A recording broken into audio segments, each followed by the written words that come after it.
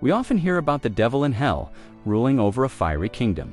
But what if I told you that according to many religious texts, that's not where he is right now? So, if he's not in hell, then where in the world is Satan today? Let's find out.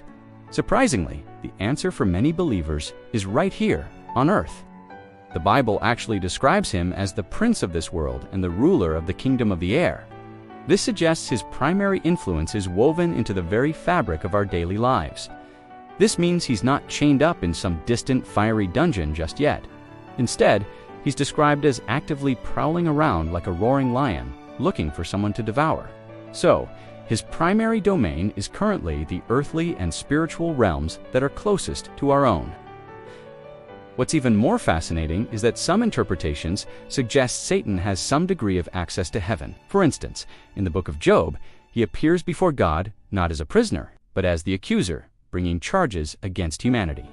It's important to note, however, that this access is seen as temporary. Looking ahead, the book of Revelation describes a future war in heaven where Satan and his angels are permanently cast down to earth. This event reinforces the idea that while he might occasionally stand in God's presence, earth is his current operational base. So, what happens next? Well, religious texts map out a pretty clear future timeline. The next major step is his binding in the abyss, which is described as a bottomless pit for 1,000 years. Now, this is a temporary prison, not his final sentence.